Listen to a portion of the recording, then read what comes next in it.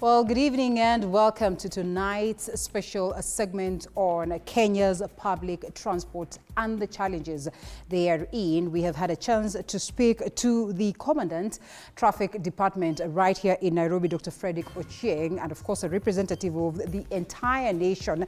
As you know, he helped us unpack the situation as to ensuring that we enforce the law and that there is total compliance, even as they continue to work with other stakeholders to make sure that there is sanity. You probably understand the reason as to why we have picked this topic. If you do not, you need not to worry. We'll be telling you shortly about that, and that will be on the People's Court. But as always, it's important that we also know what is in the world of news, and I am here to make sure that you are updated. My name is Linda Alela. Catherine Simaloi will be assisting me on the sign language interpreter side. We have lots lined up for you, including this.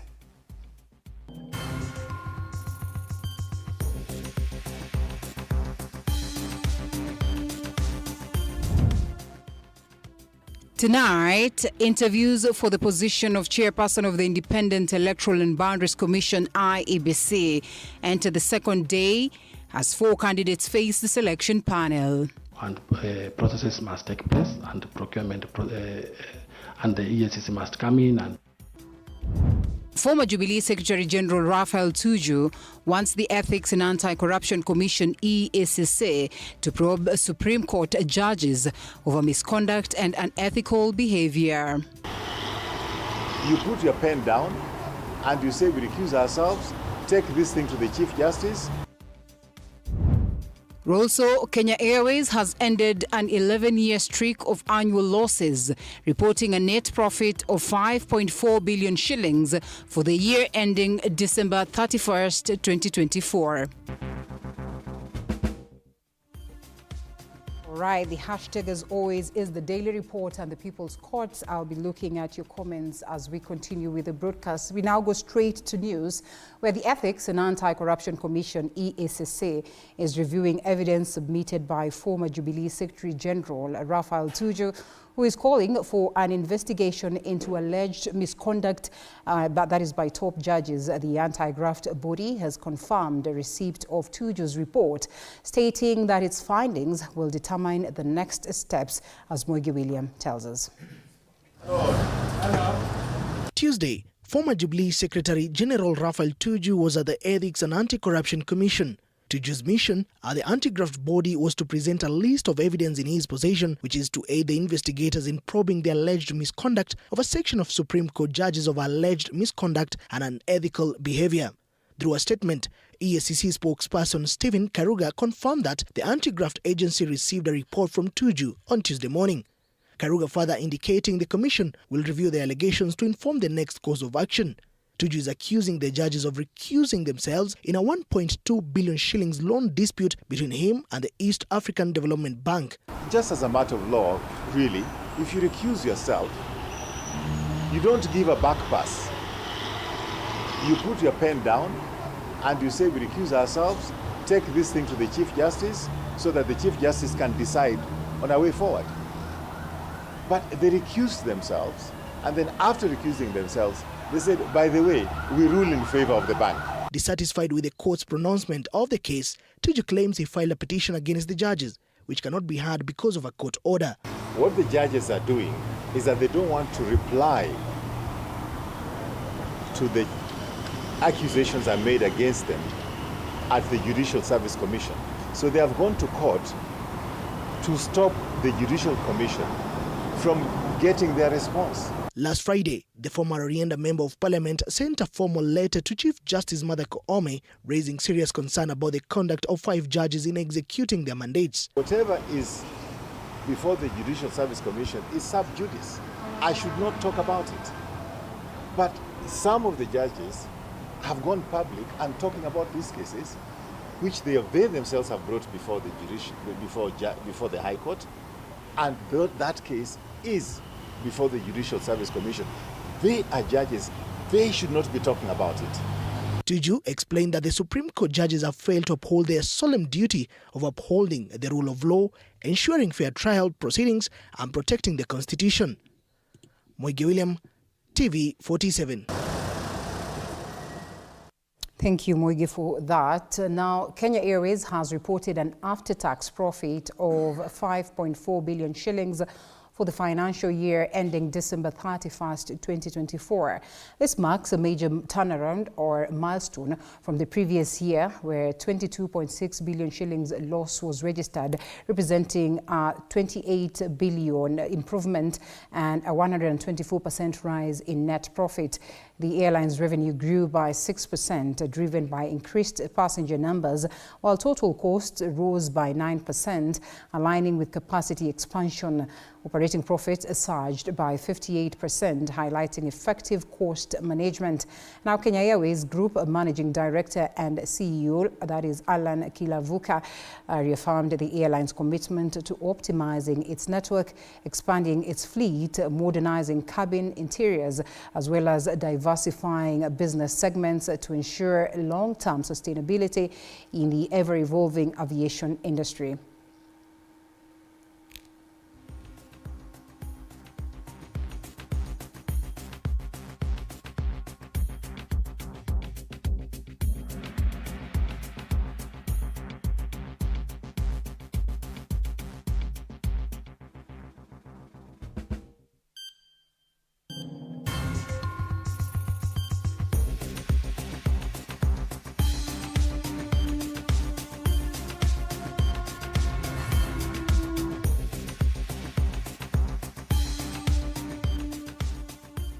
All right, residents of Riandira in Meru West constituency, Kirinyaga County, have raised concern over deteriorating security following the closure of the local police post. The station was shut down due to unpaid rent for nearly 7 years, forcing officers stationed there to be relocated elsewhere. And as Quinto Afula now reports, the move has sparked fears of resurgence in criminal activities. This is the current state of the Riandira police post, an abandoned building that once served as a security hub for residents but is now non-operational. Kitu saa 8 tuliona lori za Kenya Police zikakuja zikaanza kubeba polisi wenye walikuwa hapa kwetu. Walikuja wakachukuliwa wakaondolewa na hakuna ilani yoyote tulikuwa tumepewa. According to Irene Jerry, police officers had been using the facilities since 2016 after it was provided by his late father, Mwangi Thuitha. However, following Thuitha's death in 2018, the government was instructed to start paying the rent, which they failed to do, leading to an accumulated debt of 2 million Kenya shillings. Moreover, Jerry claims that before his passing, her father had donated a piece of land to the government for the construction of a permanent police station. However, 7 years later, no action has been taken, and now she warns that if the government does not act, the family may reclaim the land too. Residents are now urging the government to address the issue by constructing a permanent police station in the area, recalling the insecurity they faced before the post was set up. Kama ni watu wenye ng'ombe zao nyumbani walikuwa wanaimbiwa, watu walikuwa wanaimbiwa bila uoga yani. Hata kutembea usiku ilikuwa ni shida. Yani ungekuwa unachelewa mahali. Lakini sasa wakati polisi walikuja kukatulia. Maana nadhani hata sio wezi wa huku walikuwa wanakuja, walikuwa wanatoka mbali juu wanajua kwa hakuna polisi. Hapo mbeleni kulikuwa na wizi sana. Maboma, mabiashara zilikuwa pia zinavunjwa. Sasa tuko na hofu. Confirming the incident, Meru West Sub-County Police Commander Rashid Ali stated that residents will now have to seek and receive services from Rukanga Police Station, which is located approximately 4 kilometers from Riandira. Quinto Wafula, TV47. And now the selection process for the next chairperson of the Independent Electoral and Boundaries Commission, IEBC, entered its second day Tuesday, with 4 candidates facing the Dr. Nelson Makanda-led selection panel. Among them was former Judiciary Deputy Registrar Francis Kakai Kissinger, who defended his integrity amid past accusations. Also interviewed was Kenya Power and Lighting Company Board Chairperson Joy Masinde Medivo, who emphasized the need for the strong governance structures at the electoral agency, that is, to prevent leadership conflicts witnessed in previous commissioners. Mike Agungu with the details of that. Professor Adams Law. The IEBC selection panel tasked with recruiting qualified individuals to fill the positions of chairperson and commissioners for the IEBC opened the floor on Tuesday morning for another 4 candidates to fill the late Wafula Chebukati's position. Appearing before the panel, Francis Kakai Kesinga defended his integrity in light of scrutiny over past allegations, assuring the panel that he had been cleared by the courts of any wrongdoing. So in the records in Kenya is that you have been dismissed for gross misconduct, for violating public procurement law in Kenya. No, that will not be the law. That will not be the thinking, that will not be the understanding. I was not dismissed on those grounds. What were the grounds? You know, when that happened, they said that everybody must go and processes must take place and procurement and the ESCC must come in and do the investigations and so forth and so on. So then, ideally, everybody was then let to go. And that's what happened, and I left the institution on those issues. Kissinger, who is vying for the top position at the electoral agency, responded to allegations of an irregular payment of 46 million shillings for the construction of courts in Mavoko, stating that he was a clean man and capable of the job. The former Judiciary Deputy Registrar emphasized that there had been no new accusations against him in the past 10 years, and there was no case pending in court. Some of those things were done by people I didn't understand. But because I'm a Christian, I forgave. And I moved on and started doing other things, including these election issues. Kenya Power and Lighting Company Board of Directors Chairperson Joy Brenda Masinde Mdevo, during her appearance, stated that the election agency should implement good governance to prevent the leadership conflicts observed in the past. Most of the chairs in the past, Issa Hassan and Oswago, there's a difficult relationship there. Chiloba and Chebukati, there's a difficult relationship there. In fact, Chebukati, Marjan, I think they got into a place where things were so difficult they had to stick together because it was the 3 surviving commissioners and the CEO.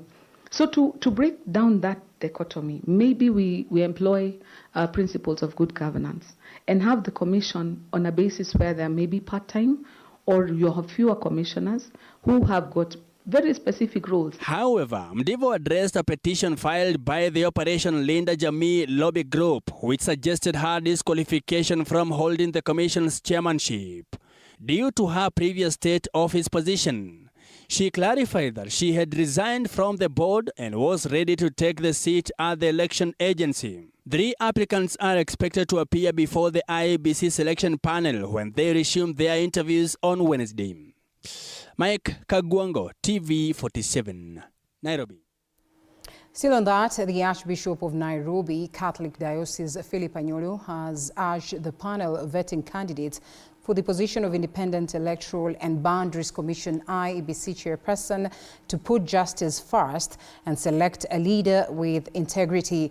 Speaking at the launch of a new women's and children's wing at Mary Help Hospital in Thika, Archbishop Anyolo emphasized the importance of appointing a chairperson who can restore public trust in the Electoral Commission. He also expressed concerns over the hospital's operational struggles, warning that it may be forced to close unless the share system is successfully implemented. But we want to say, like, if you have a person there who is just person, who is accountable with good governance, and we trust that person as Kenyans, and he also trusts Kenyans' ways of doing things, and the trust is built into the Kenyans, things will work well. The most difficult thing, I think, now is that IEBC, up to now, is not trusted. It's not trusted. So whoever comes in must build that trust between IEBC and the parties, and as well as the people who are going to vote. Also to enter into the bodies like NHIF, and also how they have entered into the share system, so that whatever they are helped from there, after their treatment, can also go on, can be turned into further development of their own facilities of health services within the dioceses and our mission hospitals. We give services, but also we need to improve on those services. All right, tonight the body of a 21-year-old University of Nairobi student, Mercy Wanjiru Thairu, has been found at the city mortuary after she went missing on Friday following a night out with friends in the city. Family members and friends who had been searching for her since the weekend traced her body to the morgue, where it was established that she had died in a road accident along Thika Superhighway after a night out. A harrowing search for 21-year-old University of Nairobi economics student Mercy Thairu ended at the city mortuary in Nairobi. Mercy, who had gone out for a drinking spree in Nairobi CBD on Friday at 6:30 p.m., reportedly blacked out within 2 hours. Her friends, hoping she would regain consciousness, waited until around 11 p.m. before calling a Bolt rider to drop her off in Githurai at friend's house that never was. According to Bolt tracking history, the rider picked her up near Koja in Nairobi, but within 100 meters the signal disappeared at around Muranga Road. The rider later claimed his phone went off. At around 20 minutes past midnight, a grim turn of events unfolded. Eyewitnesses' accounts place Mercy Thairu near a car wash along the Superhighway, barely 100 meters to Githurai. Dropped off by the boda rider, she attempted to cross the road, only to be hit by a speeding Toyota Axio. She died on the spot. Friday night, kitu around 1 a.m., we had a bonfire just outside the workshop. And then kulikuwa na big bang hapa hivi. Kutokea hivi kulikuwa na gari imegonga mtu. Around hapa gari ilikuwa imesimama hapo mbele. Alafu saa body yake ilikuwa imerushwa huko na kulikuwa na part of the sijui ni which leg, but ilikuwa separate, alafu body ilikuwa hapo in between the highway. Gory images of the accident obtained exclusively by TV47 paint a chilling scene. In the background, boda riders can be heard warning her against crossing moments before she was struck by the car heading from Nairobi towards Thika. Kasarani Deputy OCPD Maureen Ruto confirmed to TV47 that the driver of the Axio fled the scene, only to report to the accident at Kasarani police station the following day. They say the driver has recorded his statement. The time he reported, police took necessary action. They have recorded his statement. He has been processed. Waiting to be arraigned in court. This is the alleged scene of crime where Mercy Thairu is believed to have lost her life. But what remains a big question, what really transpired during this night spree? Lennox Sengre, TV47, Nairobi. Now, a postmortem examination on the body of Amos Langat, who was allegedly shot by a bodyguard attached to State House spokesperson Hussein Mohammed, was conducted on Tuesday morning at Chiromo Funeral Home. And as Samira Mohammed now details, the autopsy results confirmed that the 36-year-old succumbed to gunshot wounds to the chest and abdomen. It was a nightmare for the family of Amos Langat, who arrived at the Chiromo Funeral Home to witness the autopsy of their loved one. And now Amos' family does not know where to begin following the brutal murder of their kin. Tunangoja tu mkono ya serikali sasa.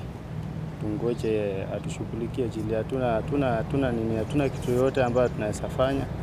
Brother wetu tu amekufa, alikuwa tegemeo kwetu. Hata mimi sasa sijui nimepaki aje. The grief in their faces tell it all. A mud of unanswered questions following a disagreement over a pool table bet in Nairobi's Amboseli area.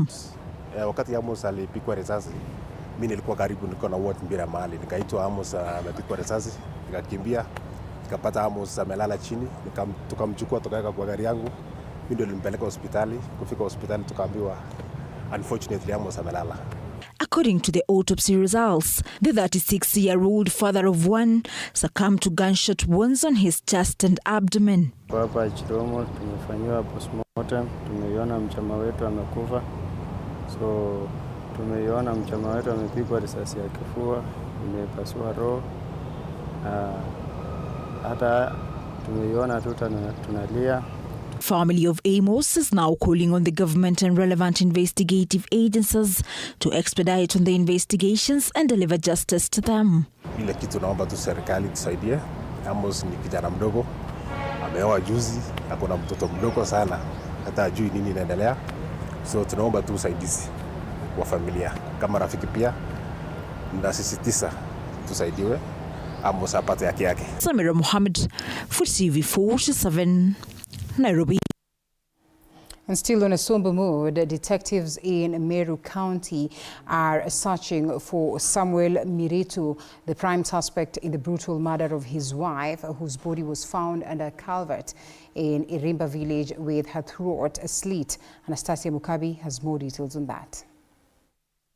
The DCI in Meru County is searching for Samuel Moredi following the death of his wife, Catherine Canario, a 45-year-old woman who was murdered after having her throat slit with a knife in Irimba village, Meru County. Tuko katika harakati za kutafuta huyu mwanaume ili aweze atuelezee nini kiliendelea na ndio sheria pia iweze kuchukua mkondo wake. According to witnesses, Catherine was last seen heading home with her husband while they were arguing, only for the residents to discover the deceased body under a culvert along the Ronekuma Maram Road. Tukadhani ni amekatwa na kisu, bila tumeweza kumwaya tukampeleka hospitalini. Tukienda kuona katwa shingo kabisa. Na wakati tulisikia tulienda mpaka huko, kitendo kilifanyikia, tukaenda tukakuta kweli vyenye inasemekana ndivyo amefanya, amemkata shingo kabisa. Irimba's Assistant Chief Samuel Kabiria confirmed the deceased mother had reported that the two have been arguing, and after discussing with the couple, Samuel vowed to change his behavior before this incident occurred. Hata kwa mama mzazi ameniripotia wamekuwa na dispute.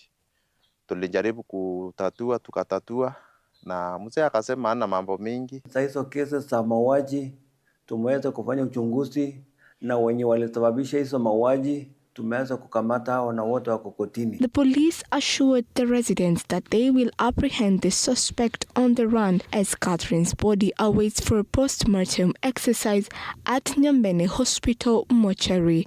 Anastasia Mkabe, TV47.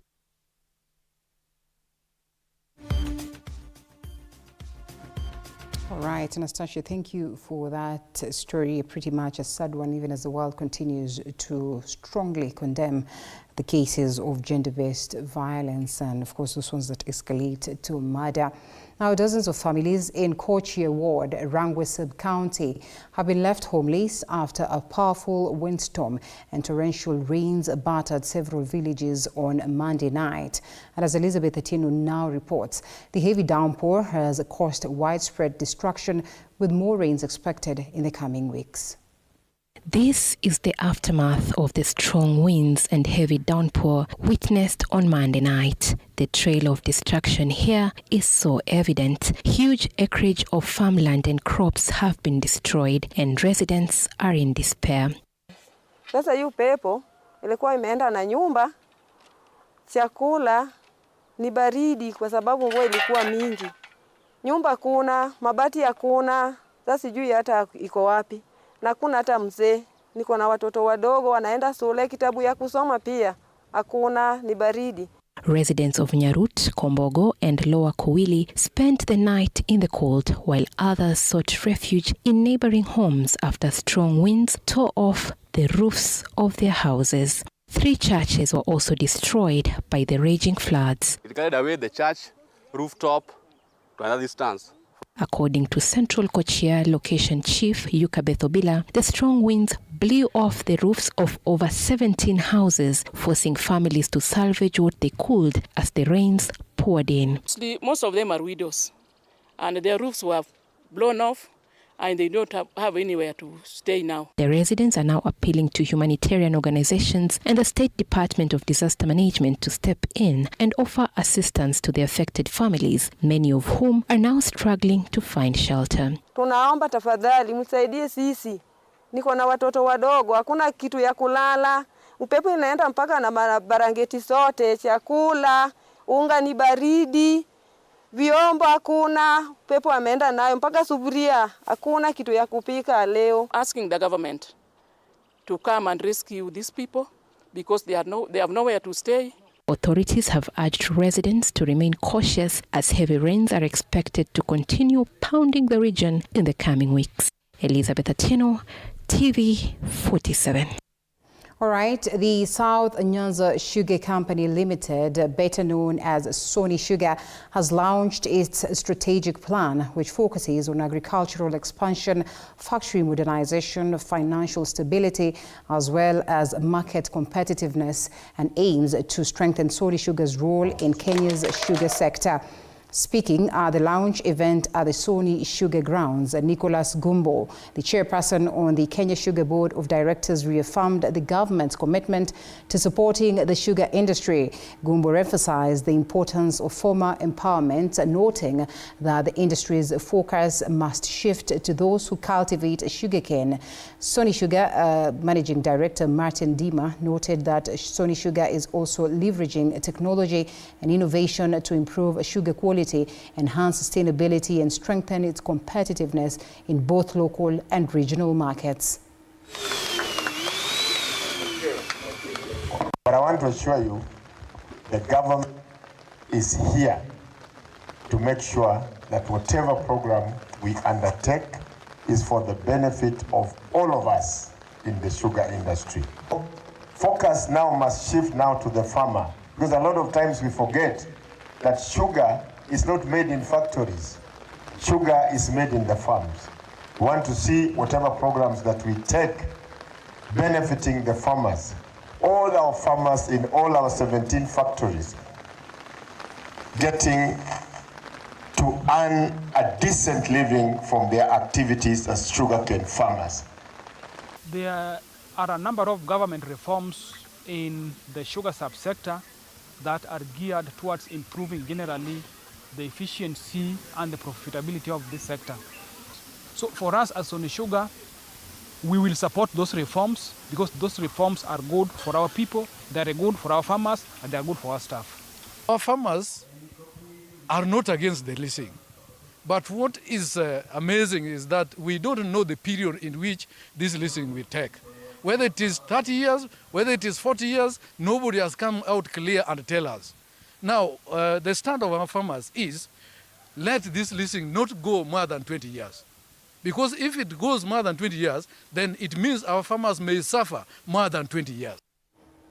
All right, tonight we dissect the entrenched rogue road culture that is plaguing the country's matatu industry, or better yet, the public transport, and we get to explore solutions as to what can be done to ensure that we restore order. I hope that you could keep us company up until we get to that conversation, but at this very point we pay some bills and we come back with more news.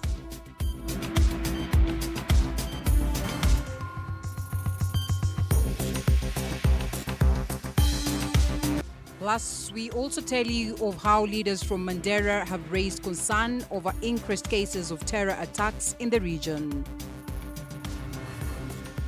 And as the world marks a TB Day, we tell you of a challenge on resistant TB, which has left medics and researchers scratching their heads.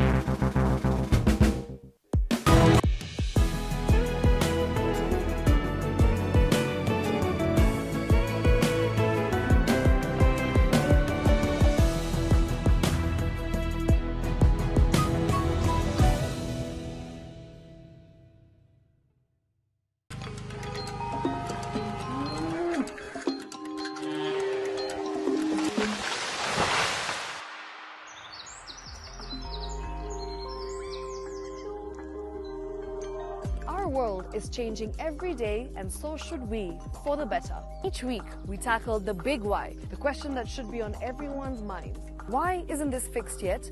Deforestation, global warming, and the adverse effects of climate change. The future isn't just something that we inherit, it's something that we create. Join us on The Green Fix as we tell the stories of those who refuse to give up.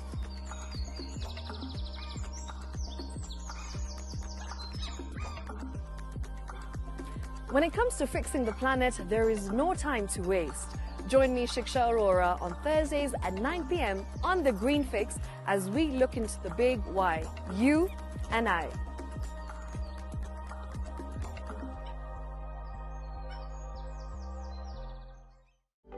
For comprehensive information and education on your health, Body Garage is here.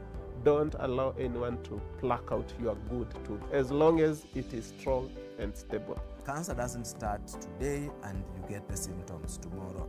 By the time you pick it or the time it is manifesting in you, probably will be there about 5 to 10 years. The eye is the window to the rest of the body. Don't forget to stay hydrated. And of course, you at home do take your water. So the ultimate test is actually you check your urine. Your urine should be clear. Clear like the water? Yes. Should be able to see the other side of the urine. If your urine is colored or has changed color, you cannot see the other side, then you have not taken enough water. Don't forget regular health checkups. Early detection saves lives. I want the message be, we can prevent cervical cancer.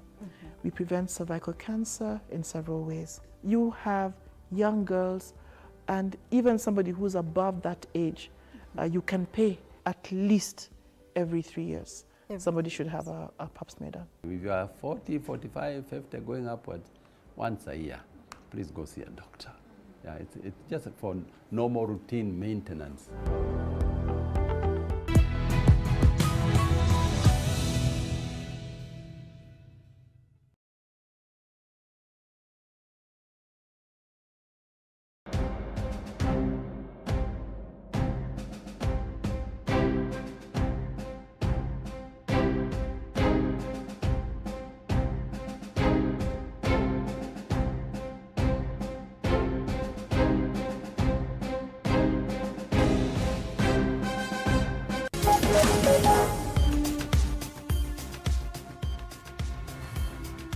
Welcome back to the Daily Report and the People's Court, and straight to more news. Police in Mumias East, Kakamega County have seized a lorry loaded with 279 bags of counterfeit fertilizer as well as 198 packets of fake seeds in Lubinu area, that is earlier today, raising concerns over the spread of substandard farm inputs in the market.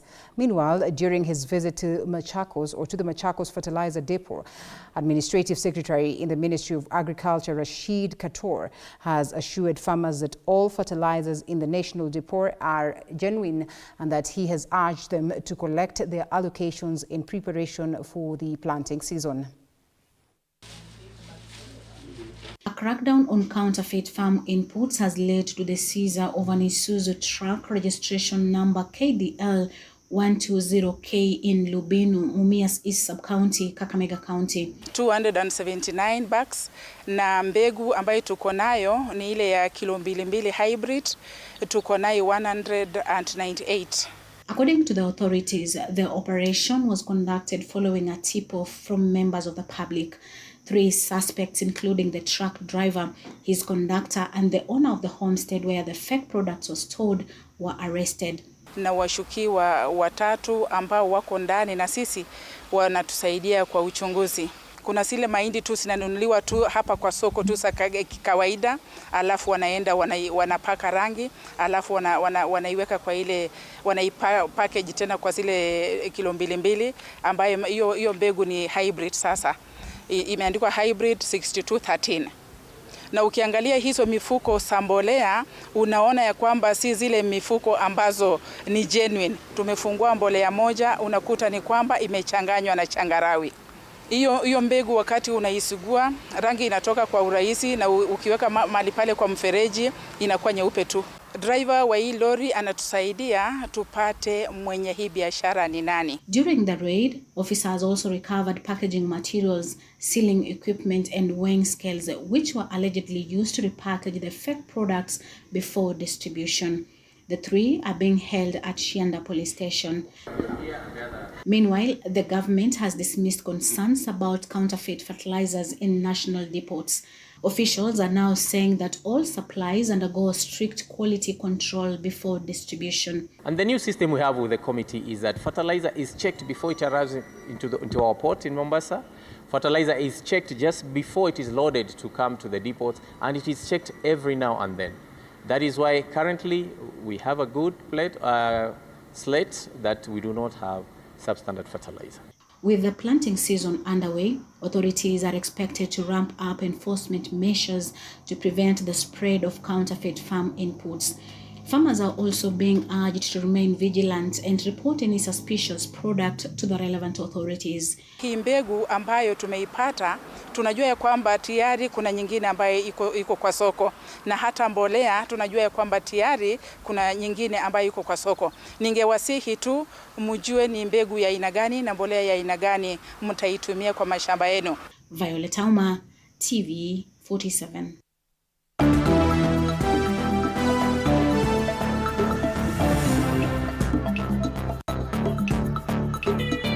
Sports news brought to you by Maybets. Join Maybets leo upate free bet papo hapo. Fanya hivi, chagua home team to win, yani number 1 au draw X au away team 2 kwa game ya siku ya free bet. Weka namba yako ya simu, weka password ya account yako. Chagua submit free bet. Utapata free bet kwa account yako ya Maybets. Usisahau kuverify account yako. Kama hutakuwa verified, utapoteza free bet yako after 2 days. Betting is strictly for 18 years and over. Play responsibly. Terms and conditions apply. BCLB number 0000578. Maybet na minia na najishindia. Pesa inavutia. Now we get sporty, where Football Kenya Federation FKF President Hussein Mohamed has assured fans that measures are in place to enhance their match day experience and also improve security. This comes ahead of the much-anticipated Mashemeji derby between Gor Mahia and AFC Leopards at Nyayo Stadium on Sunday. With concerns over past incidents of hooliganism, the Chan Championship Local Organizing Committee chairperson, that is Charles Wesonye, has warned that any damage or security breaches during the matches at Nyayo will then result in bans for the responsible teams. Additionally, Wesonye confirmed that the stadium will be closed after the derbies to allow for renovations ahead of the Chan tournament. Meanwhile, FKF clarified that tickets for the Harambee Stars match against Gabon on Sunday, that is at Nyayo National Stadium, have not been sold out, contradicting earlier reports on the Federation's official social media accounts. Police, the security machinery, our brothers and sisters in the disciplined forces are working hand in hand with us, and we've discussed the lapses, we've discussed the gains as well, and we are going to work together moving forward. We are thankful to the police for the good job they did for us on Sunday. We have agreed on areas of improvement, and we will continue to collaborate with the police to ensuring that future games become even more and more successful, and that the fun experience, once again, like I said, is memorable. We want to ask Kenyans to have good manners, so that if there is a match here, I don't want to mention the match. If there is a match here and a seat is destroyed, those two teams will not play again. Farmers Choice, a long-time associate of the World Rally Championship WRC, has honored Kenyan rally drivers Pauline Shegu and Linet Ayuko for their outstanding performance in this year's WRC Safari Rally Kenya. The duo showcased remarkable skill, resilience and teamwork, inspiring a new generation of women in motorsport. Following their stellar performance in the Safari Rally, the experienced rally drivers are now shifting focus to the Africa Rally Championship, where they aim to build on their success. Farmers' Choice recognized their achievements, emphasizing their importance of supporting women in motorsport. Visha Yukofia, just to tell you welcome to Farmers. Finished top as the women for this year's rally. Of course, we had challenges. We had a mechanical hitch, but we managed, we pulled it. Yeah, though this was the toughest rally. Yeah, out of the two rallies we've done, this was the toughest of all. Looking forward to the partnership and to promote their brand, because it's a good brand. It's been there since we were kids. I mean, I used to watch Flying Sausage when Ian Duncan used to drive growing up. So now them asking us to also just join the family is a great opportunity, and looking forward to represent their brand in the upcoming events, as she said. Farmers' Choice as a company, we are very passionate about the rally. We started in the 90s by supporting and sponsoring Ian Duncan, who participated and won with the Flying Sausage Safari Rally car, and that has been our passion. So every year we continue to participate in the rally through the WRC Secretariat as one of the companies that excite the people who go watching the rally. So we participate every year. All right, we now want to take a quick short break. That's the match that we had. That is on news. But remember, after that break, we come back with the People's Court, the conversation centered on how best we can address and get the solutions and restore order on our roads amidst these complaints of rudeness of matatus, but equally, generally, public transport, you would want to call them facilities, as well as, of course, the entities that house this particular vehicles, as well as borders and so much more. So it's a conversation that you want to be part of, because then this affects you directly. So allow us to take this break, and then we come back with that and much more.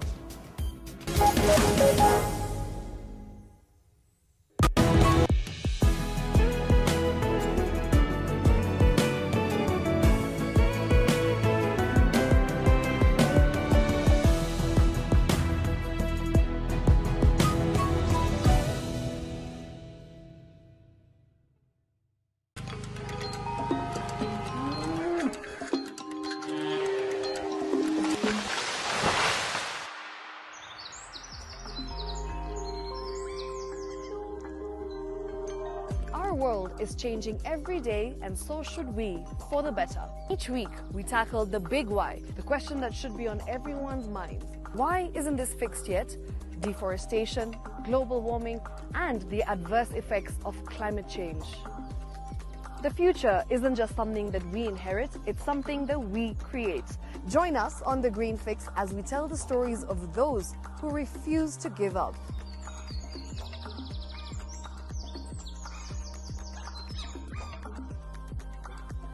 When it comes to fixing the planet, there is no time to waste. Join me, Shiksha Arora, on Thursdays at 9 p.m. on The Green Fix as we look into the big why, you and I.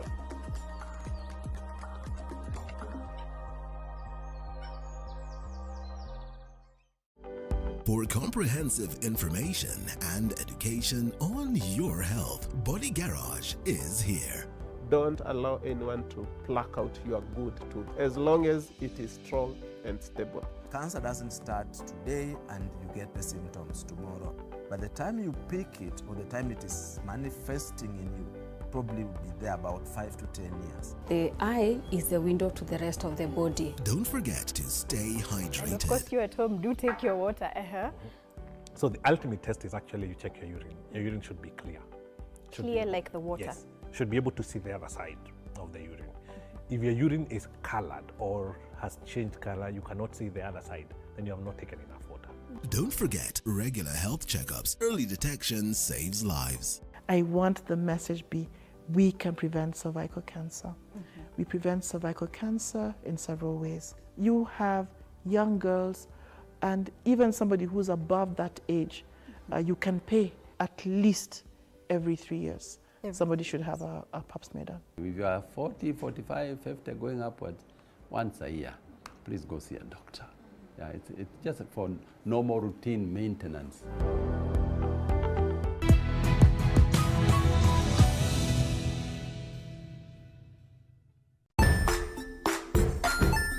Hey there, friends. Welcome to Kids on the Block, where fun and imagination come alive.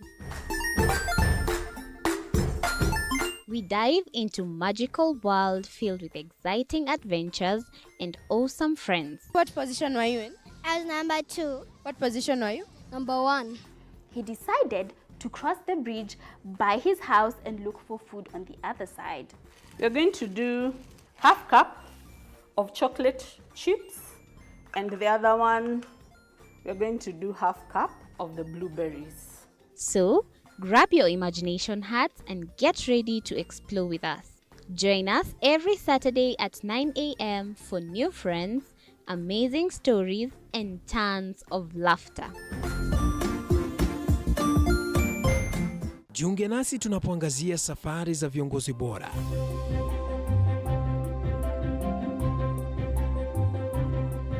Kutoka kwa ushindi mkubwa hadi masomo magumu. Wakati wetu kwamba wasichana si wa kusoma, ni wa kuolewa, ng'ombe ipatikane, wazazi wakuwe watajiri. Tunashughulikia yote. I wish I were a better investor. My parents taught me how to look for things for myself. Tazama Mfahamu Kiongozi, ambapo kila kipindi kimejaa maarifa, mikakati na hadithi za kukuza azma yako. For me to succeed, I have to fight. Kila Alhamisi saa 1:30.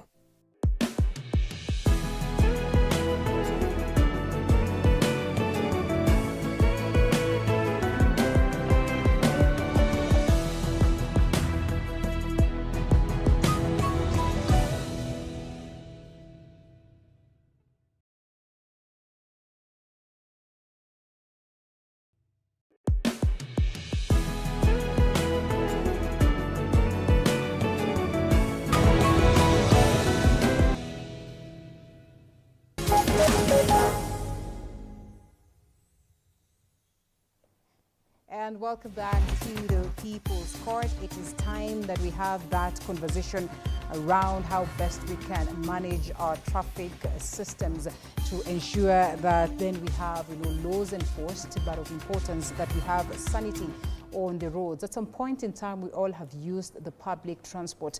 Just what was your experience? This is some of the things that we'll be asking this evening.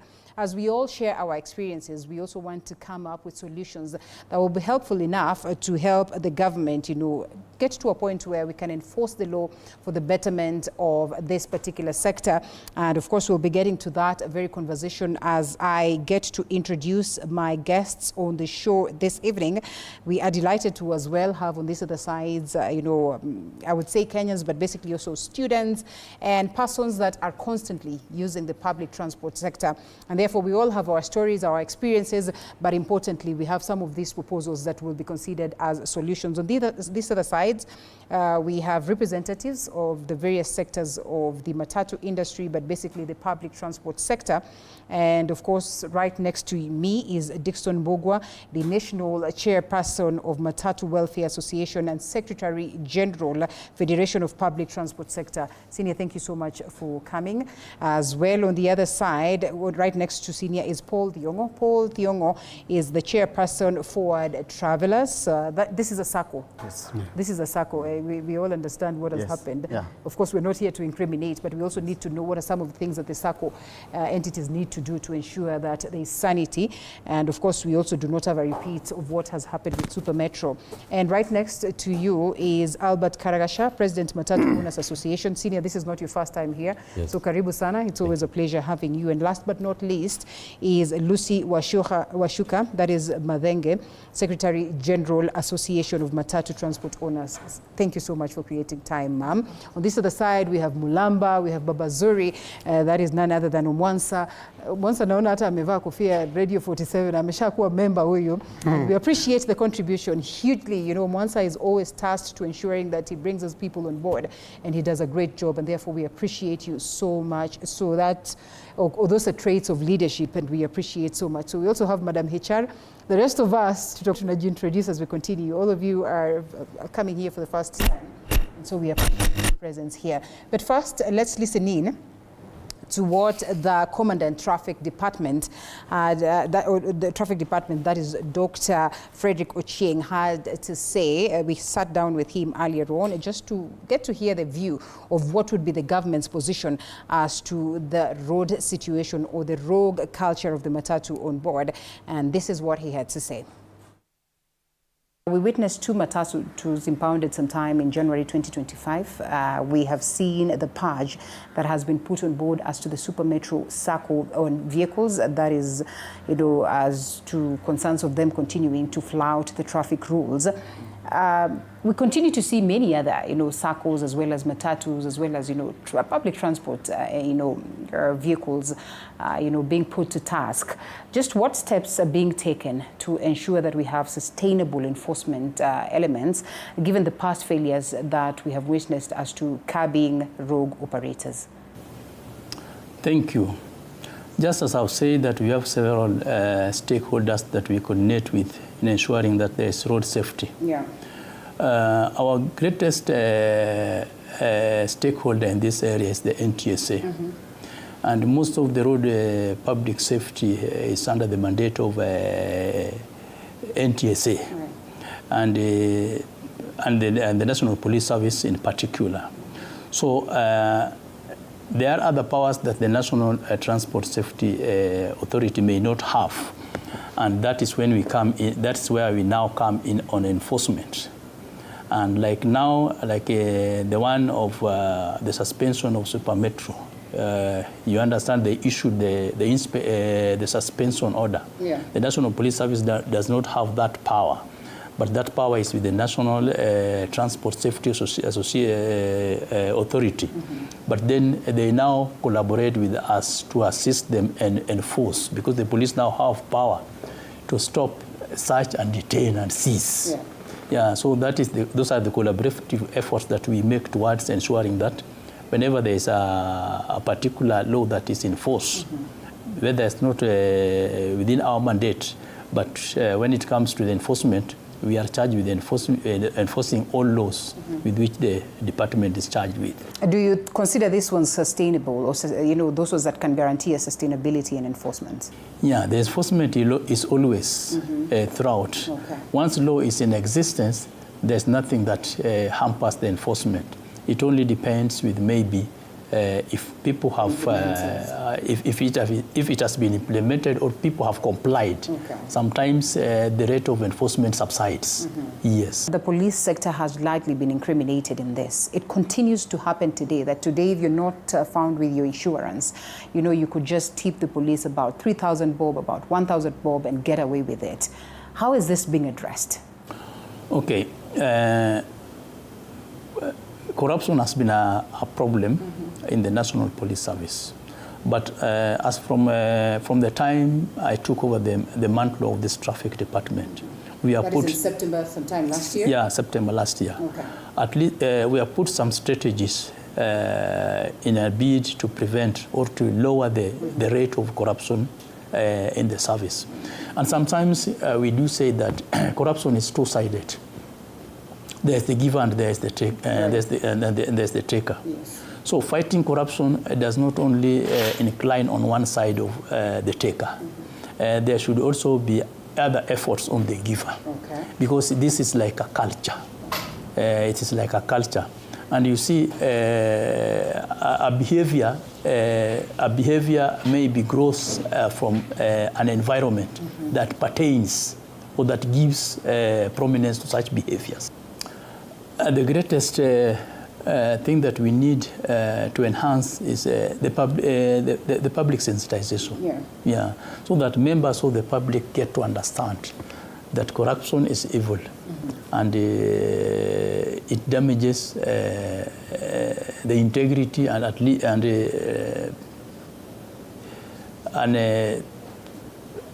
it downgrades the economy. Yeah. Yes. Okay. Yeah. So the public need to understand. There is a need for public sensitization so that the public to understand that corruption is wrong, is evil, because in most cases, even the police officers along the road, you find a situation where they have not called for that bribery, but the members of the public themselves, in fact, they tout themselves coming up and making suggestions, even for those officers who are not willing, and then they are enticed into accepting. And yes, Dr. I'm glad that you mentioned that, because then I would want to understand what is the place of research as well as education campaigns in terms of making sure that we shift that cultural attitude towards road safety. Yeah, we have made some of the research on how we can be able to control and minimize the corruption along our public roads. And even as I am talking now, I had made some proposals to the Deputy Inspector General, and we are procuring some of the equipment that may assist us along the public road to reduce this culture of corruption, so that even members of the public would be able now to give us reports on the corrupt activities that they happen to have observed along those public roads. All right, and I think from there we'll also get to listen some more as to what he said as to the situation, because then it was necessary that we get the voice of the government. And while listening to the traffic commandant, he argues that so many other times they have called upon those ones that are in the public sector, the transport sector, matatu sector for that matter, for conversations. Sometimes these meetings are actually, you know, arranged by them, and then of course upon them coming, they find that there's actually no one to sit for a meeting with them. Do you suppose that there's a disconnect? Do you suppose that there's a gap in how police operate, you know, alongside those ones that are stakeholders in the matatu industry? Karagasha. Okay, to us, I think there is a gap, and we need that's what we call political goodwill within the government, because if you ask the issue of corruption, you get our drivers are being forced to give money by force. That is from the police and even the county government. So there is a big gap, and we need to think about how to bring the gap together, because police are our brothers and sisters. So we need to think how to work closely, but not pushing the driver, the conductor to give bribe. And maybe going forward, we need to urge the passengers, wherever they are, if they see any police getting into the vehicle, they need to make sure that, because the law does not allow the police to enter into the vehicle, they need to make sure that they need to shout and make sure that that police should be out of that vehicle. And one of the concerns that he raised as well is the fact that, you know, there's a lot of fear that has been instilled, you know, that is onto the police sector, in the sense that they actually are scared of a public that is going to be rogue on them, a public that is going to rough them up. They are actually even scared that, you know, now it's videos left, right, and center. And therefore, they tend to take a back seat, and that then means lawlessness will automatically creep in. Is that really the right way to go if a police is coming to enforce what is law and order, that everybody is supposed to shout and go against what? You see, if you go to other countries, developed countries, we will not see the police entering the vehicle. Right. To us, what we are saying as an industry, the government should come up with a way. Why should we need to have what we call a mobile police on our roads. We don't need to have police being, maybe they are just standing somewhere waiting for the matatu to come and then they go into the matatu. We need to work in a professional way. We have cameras whereby we should put those cameras on our roads, so that at the end of the day we can try to help, they can try to help us to stamp the issue of corruption in our vehicles. Minus the police, just how professional, and ma'am, maybe we come to you, just how professional is the matatu sector, minus the police, such that we do not get to witness the cases that we've witnessed where someone has been thrown out of matatu, that, you know, sometimes they're actually roughing up passengers, sometimes they're rude to passengers, sometimes, you know, there's a lot of activities that plays out in there. The drivers are not disciplined on the road. Just how streamlined is this sector to manage, minus the hand of the police? Thank you. The first thing is that when we formed SACCOs and companies, it was about bringing law and order to our workers. And the mandate was given to the SACCOs and companies to some extent, so that every SACCO knows the number of workers that they have, maybe the drivers, they have their documents. And if there is an errant driver, the SACCO or company is capable of removing that driver from the road, not to operate, because they have that mandate before they go to NTSA. Do they do that? Let me say, yes. Are the SACCOs hands-on on the road to understand what operations play out? Let me say in some cases, yes and no. Like town service. Town service, let me say it's a bit unruly. One thing that makes it maybe more unruly is that we have one matatu may have about 5 to 10 workers who are not legal workers. You may find that, let me give an example of, I operate from town to Ongata Rongai Keserian. Maybe if my vehicle stops in at Anyayo Stadium, you may find that there are boys there who are not employed by the SACCO, who are not employed by the county government, and who are not even employed by the government. They are there to fetch for themselves. And if our workers do not cooperate with them, many times you may find there is trouble. You may find the drivers are beaten, the conductors the same. Sometimes you have even seen Abirias being harassed, still on the same stages. But all in all, we had first recommended to the government about us having the instant fines, whereby if there is something that has been done by any of the workers, maybe it is overlapping, maybe it is some, the driver stops at a place that is not designated. We had said that instant fines would be better. And what has happened in terms of implementing that? Allow us to take a short break. I will want to allow the ladies and gentlemen on this side to just share their experiences. First of all, with the matatu, industry as opposed to boda boda and any other public transport sector. And then we will delve deep into that. But that should be after this short break.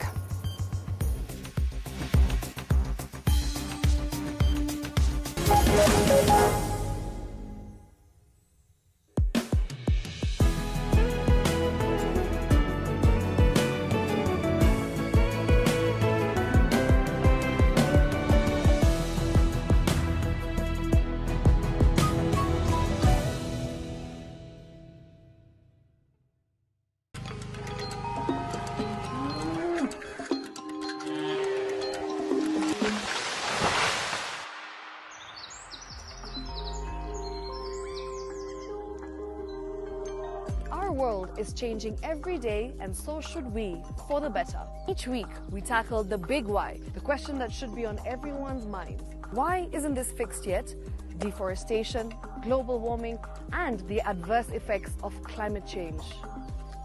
The future isn't just something that we inherit, it's something that we create. Join us on The Green Fix as we tell the stories of those who refuse to give up.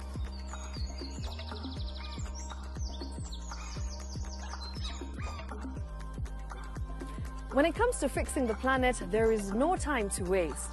Join me, Shiksha Arora, on Thursdays at 9 p.m. on The Green Fix as we look into the big why, you and I.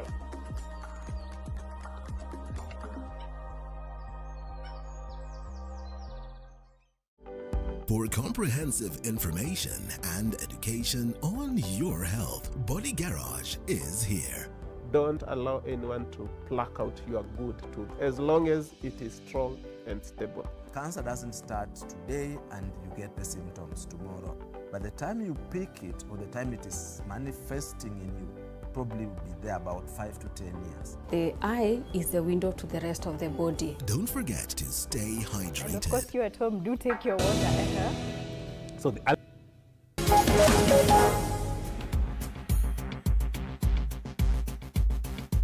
Yes, the rogue public transport culture is what we discussed this evening. I do not know why we find ourselves tempted to say the rogue matatu culture, transport culture, which is actually not the case, because then we have very many components of the public transport sector. I know I took it away from you, but briefly, just allow me to loop in Dixon here.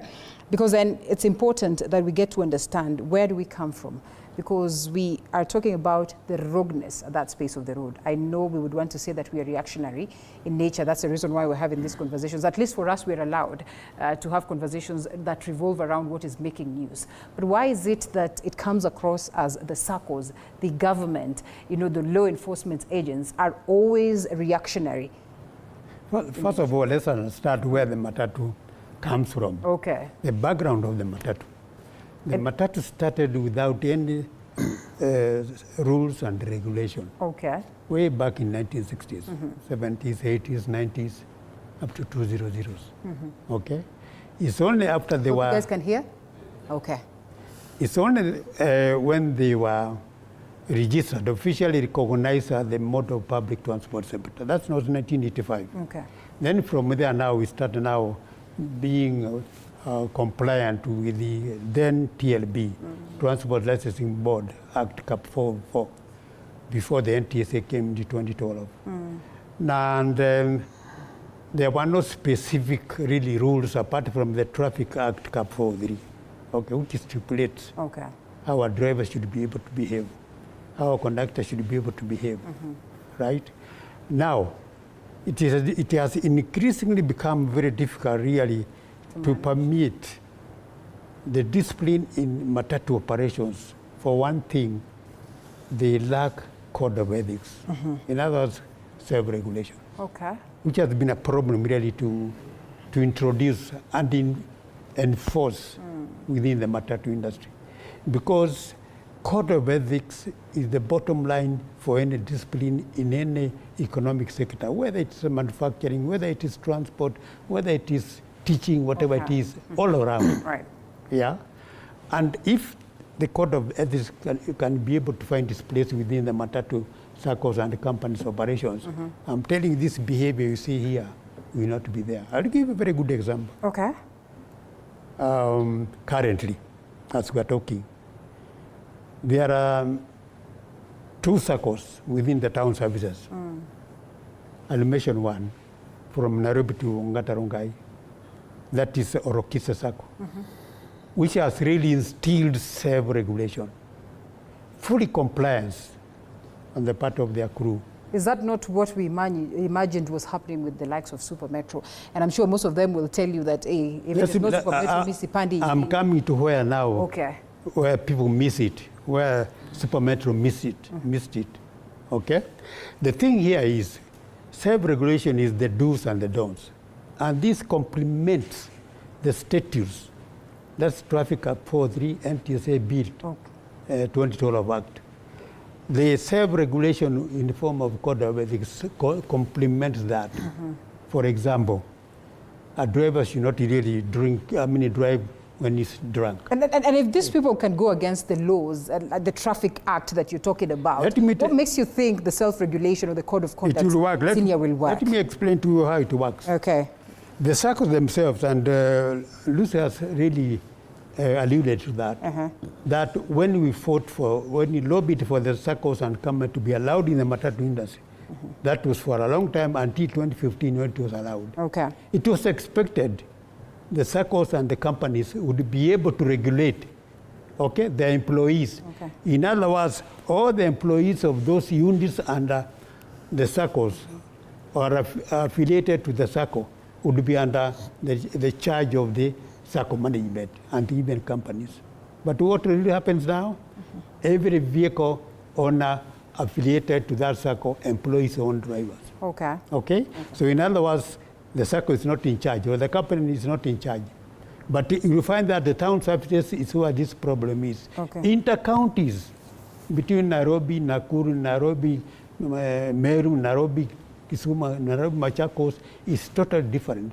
There you have total control. You have discipline, you have the self-regulation, such that if a driver violates or if a driver mistreats the commuter, the action is taken, discipline, 14 days, 30 days, thereafter you are dismissed. Let me ask, is it a must that every matatu that is on the road is under a SACCO? Yes, It is a must. Yes. All right, interesting. We come to you and we want to understand, first of all, what plays out, with travelers. Is it forward travelers? Of course, not to get into the nitty-gritty details, but as well, Paul, when you listen to senior speak here, are we talking of a scenario where we fall short of laws and regulations that could be good enough to govern, these matatus under SACCOs, these borders under SACCOs, the e-transport services under specific SACCOs, such that it has to be about code of conduct? And should we have a standard code of conduct or every SACCO with its own? Thank you. Allow me, first of all, to extend my greeting to all the matatu operators and also to especially members of Fund Travelers and the board of directors, who are also my bosses, that allowed me to be here.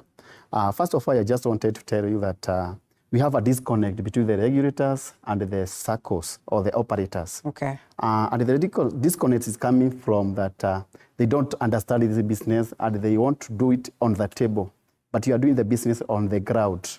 So I just wanted to challenge the structure of the government, how it have structured the regulator. Okay. Because to me, if we could have been accommodated in our regulations, I think in the NTSA, I think 1/3 of the board member should be coming from the matatus peoples.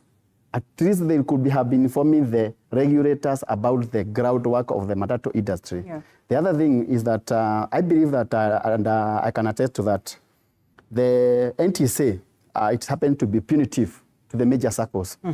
They suspended for travelers, our SACCO, and also they have now suspended for metros. I feel it's punitive because I believe that according to the ratios, I think those two major SACCOs are the most compliant and the most disciplined in the town. All right, so, that it's unfair, okay. Yes, that's very unfair because if you look at the requirement to be a SACCO, to form a SACCO, is that vehicles. If both that vehicles happen to be one causing an accident, they assume it's one vehicle. Okay. If for travelers, out of 500 vehicles, have three accidents, it's something to do with less than 5%. If one vehicle of that vehicle's SACCO do an accident, they will assume that this is one. For travelers, they will assume this is three. Okay. They don't categorize the SACCO according to the fleet of the vehicles. All right. And what I wanted to request and urge the NTSA or the regulators, they need to classify the SACCOs with tires. Okay. From 400 feet and above, wanaweka first tire. From 200 vehicles and above, second tires. From 50 vehicles to 200, third tires. How will this assist in addressing what we... So, okay, I'm assessing this because what they are doing, as much as they are saying they are regulating, I think they are responding to the public outcry. They are responding to the emotion of the public to show them that they are there working. But they are not there working. Suppose that the public emotion is, is not necessary at this very point. Okay, because the public that interacts with these vehicles that you talk about, with these drivers, with these stakeholders, don't you think it would be important that the public gets the confidence or is assured that indeed you are in safe hands when it comes to using public transport? Very, very important. But they need to let public or member of the public understand that this one is one of the most compliant SACCO or operator or companies. Do we need to be told, is it not going to be common sense when we are engaging or when we are using this particular... It is common sense. That we actually do not need to be told. We can see that, all is well with this particular SACCO. When I get into this matatu, I'm always treated well. When I use this vehicle, there's a level of comfort and security. Should it not be automatic? It is an automatic thing. And I believe that the member of public, even if you ask them today, they'll tell you, for travelers, it's the best SACCO. Super Metro is the best SACCO. If you come to the NTSA, according to the act they have done about the suspending the SACCOs, they will tell the NTSA will tell you they want to impress that the Super Metro is one of the worst SACCO or worst company in the transport. So there's a problem with NTSA. There is a problem with the NTSA. Have you people tried to address that with them? We have tried, and I wanted to blame also our predecessors, the former. The association headed by Mr. Karagasha and his team. Because actually, from the former government, they used to be accommodated very well. Currently, government is not accommodative. and you to be given a very good platform with the president.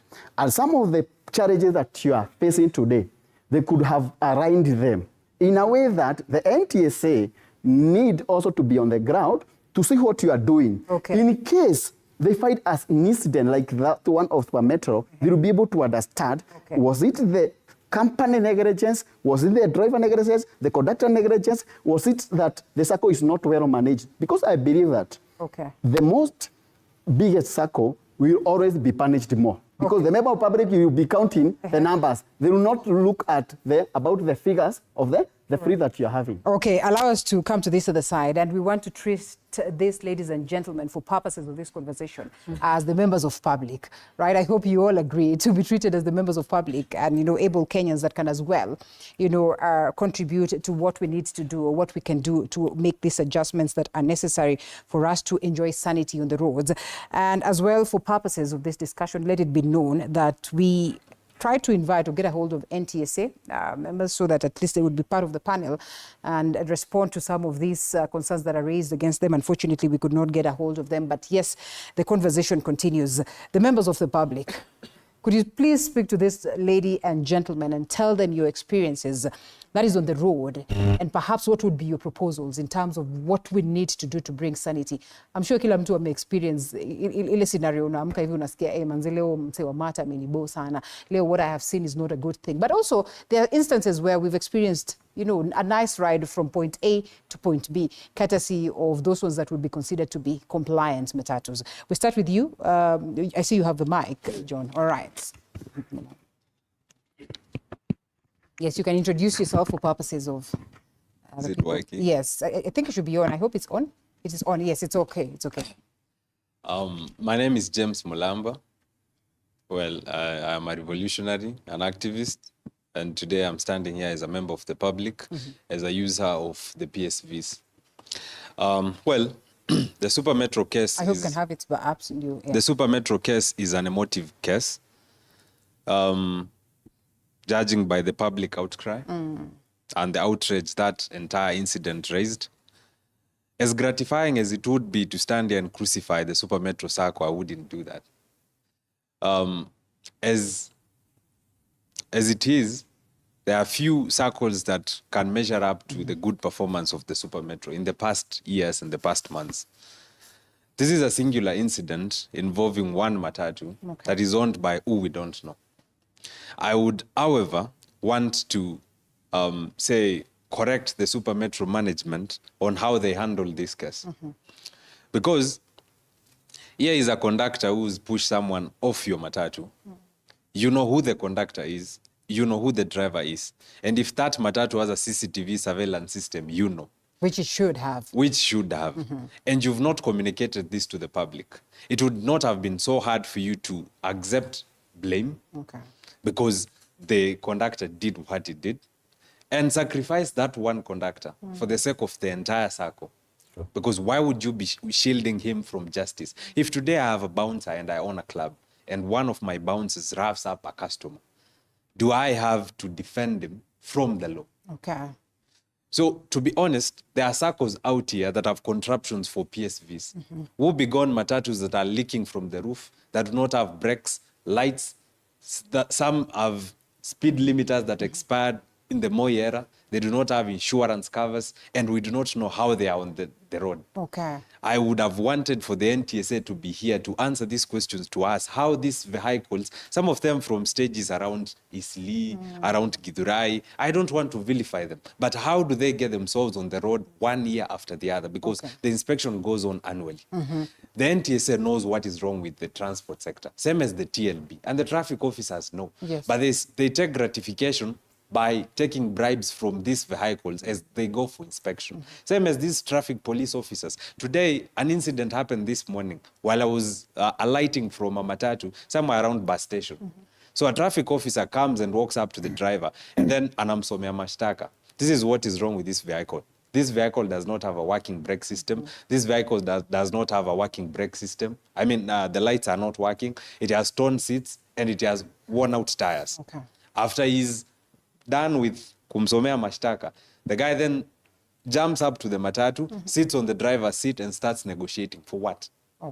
starts negotiating for a bribe, the rational thing and the responsible thing as a professional officer would be to book this vehicle to the nearest police station so that it is billed and fined for the, say, makosa yenye iko nayo. But then that never happens because they love the bribes more. Well, unfortunately, that is what is being said. And there's a gentleman, Njenga Kamau, who says you cannot ground a whole fleet because of a few cases of indiscipline. What's the law for this is sabotage. And of course, another one goes ahead to say the license to operate is issued to the SACCO, and it is very clear when it comes to the question of compliance. And therefore, Abesh goes ahead to say that perhaps the SACCO should ensure that there's not a single one potato that is rotten that is going to spoil the rest in the basket. Who goes next? Okay. Njoroge Samuel Kahura is my name. I'm also a commuter. And one thing that it was quite unfortunate to hear us being called commuters yet we are customers, right? Yes, and the customer is always right at all times, right? So first and foremost, away with laws and regulations. Let us just put them aside and let us think like normal human beings. Was it right for this man to be pushed out of that matatu? It was not right. First and foremost, I'm so much bitter with the chairman of the Super Metro because instead of first apologizing of what happened during that incident, he started defending the Super Metro SACCO. Was that really right? No. It was not right at all. Same thing with our Mr. here from Forward Travelers. I highly respect you. But how you've taken this issue, you are taking it on a defensive mechanism perspective. And I don't think that is the best way of us reasoning and coming up with great solutions. First, we need to admit our mistakes. We, as the customers, we need to admit our mistakes. You, as the issuance of these services, you should also admit your mistakes. The NTSA should also as well admit to their mistakes so that we can now come to the to one table so that we can do what? We can now have a discussion on how we are going to do moving forward. So now, myself today, actually, I also had an incident as I was coming. Right. I will not mention the SACCO itself. And what happened was that the matatu, since there is kulikuwa na jam, he decided to try and overtake, overlapping, thank you very much. He was trying to overlap. And by doing so, unfortunately, he scratched another car. And they started exchanging words. The driver was exchanging words with who? With the other driver on the other end. Yet, that driver was the one who was at fault because you're not expected to be overlapping. So such kind of people are the people who are destroying now these circles. And us as the commuters, we are seeing these problems and these mistakes. And that is why we are coming and we would really wish that before anything happens, before a life is lost, before all these messes happen, we need to get solutions. All right. Yes. Okay, fair enough. And solutions we are seeking to get even as we give proposals. We come to you, ma'am, and we probably just ask this basic question. That for once, we almost thought it was the police. We almost thought that it was actually the drivers and the matatus.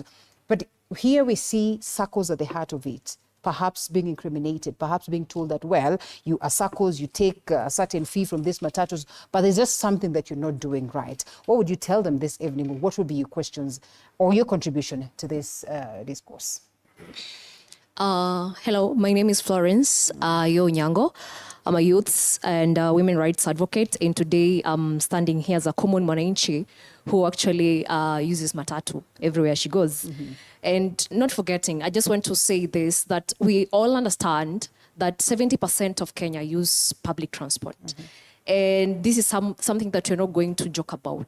And this is what, the scene that happened is what has brought us here and has made us talking about this. So what you're trying to avoid, we are trying to avoid other instances of people losing their lives carelessly, like what happened, right? So allow me to tell you, the truth is there's a lot of disorganization I cannot really, I don't have a better word to say it, but there's a lot of disorganization in the matatu industry. How they're handling people, how they're handling everything. There's just a lot of disorganization. I cannot really have a better word to put it, but there's some sort of disorganization. There's something that is just not right. And again, when we are, there's something about, I don't have, sorry, because I'll just use this word. We need to psychologically evaluate the people that we employ as conductors and drivers. Yes? Because sometimes we might have the code of conduct, right? We might have those rules and regulations, but just pushing somebody, which rules and regulations will make someone not to push? Because it's just pushing. You know, after that person is pushed, they're dead. Now what next? Will rules and regulations help? No, they will not help. But yes, we need to have them. That is true. But again, we need to analyze these people that you bring them on board. Do they have criminal records? Like you said, in that century where people didn't care who they bring on board, how it was starting. But now we are in another generation. Things are done differently. So we are calling upon you as all the stakeholders involved, involve the police. And also, before I say that conclusive word, the police also have a very common thing that they're playing, a common role that they're playing here. Sometimes it's very frustrating. They are human beings at the end of the day because they're actually contributing a lot, injecting a lot of money in the economy of Kenya. So sometimes the police, they come, they cause a lot of violence. They make them they take a lot of money from them, and it narrows down to the drivers and the conductors. Now they come and again start harassing.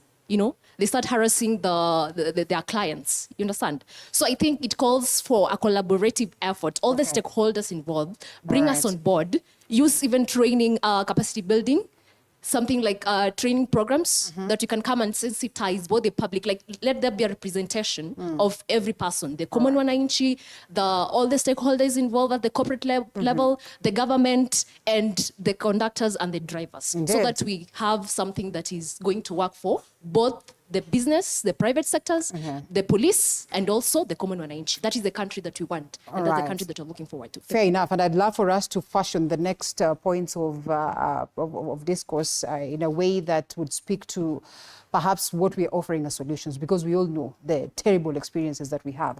But briefly, you want to respond? Yeah, I want to respond. Let me allow Karakasha, first of all, to come in and perhaps just tell us what is the role of these circles, because then they are supposed to bring this element of sanity. But by the time we are witnessing what it is that we're witnessing today, then it means that there's a gap there that even the police cannot fill, that even the laws of the land cannot. So what is the critical role of circles in bringing this sanity? You see, the role of the circles, we have the leadership within the circles who are supposed to make sure that the law and order is followed. We'll give an example. We have 2NK circle, which is commanding around 1,500 vehicles. We have 4NT circle, the long distance. Right. If you go to 4NT right now, they will tell you very well that we rather be arrested by the police rather than our inspector on the road, because there is a discipline there. So what we are saying, the problem we are having, we can say that the laws are there, but we do not have political goodwill, because the government must come in and see how they can work very closely with the circles and try to see how we can tame the menace within the circles. And this is business like any other business. All right. And I'm a businessman, I operate matatu, whereby if you meet the owners, are well-disciplined people. Compared to the drivers and conductors, we know some of them, they are not okay. But what we are saying, if we can go the way the lady has said there, let's come together as Kenyans and see what can we be able to do in terms of the issue of road safety, training our drivers, because we do not have a training institute for the driver and the conductor. This conductor is the one supposed to be dealing with the passengers. And you can see the conductor is trying to push the passenger outside. What we are telling the government, let's work as Kenyans to see how we can help that conductor, because he's looking for a job. Try to train them. We are ready as the industry to see how we can work very closely through the county level. I know we have some committees within the county level whereby we can come up with some laws before any driver, conductor, driver vehicle, we can take them to the training. Now, we can even have the traffic marshals within matatu sector, because why should we have traffic marshals in county government, while we can employ traffic marshals within the matatu sector so that they can try to help in terms, because it's about creating of employment. This industry can create up to 700,000 employment per year. So the government need to be very serious to see how we can work together and try to tame the menace within the industry. And I'm glad that you speak about creating employment. Our question tonight was, after a tout threw out a passenger from a moving matatu, we ask tonight, is there a code of conduct that is for registered touts, and where do the kamageras fall? So what are the conversations that are going on to ensure that, those ones that you say are boys that are always there trying to, arc a living, are incorporated in the sector in a streamlined manner, such that, we also get to understand that this is the person we will go for in the event that we hear rogue cases happening that have been perpetrated by the same individuals. But allow us to take a short break, and then we come back to this, ladies and gentlemen, and back to you, Senior. We'll give you the chance to speak, but after this short break.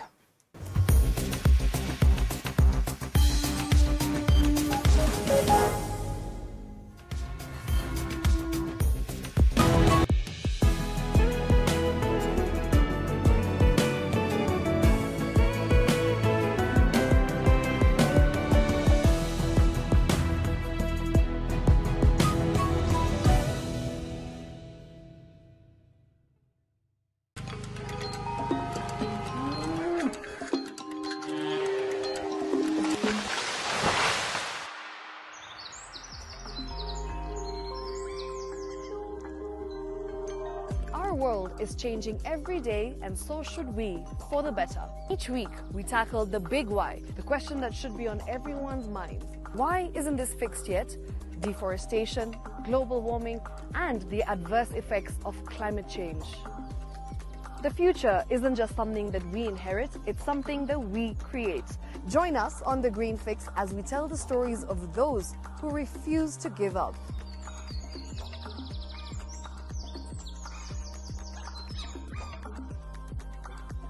When it comes to fixing the planet, there is no time to waste. Join me, Shiksha Arora, on Thursdays at 9 p.m. on The Green Fix as we look into the big why, you and I.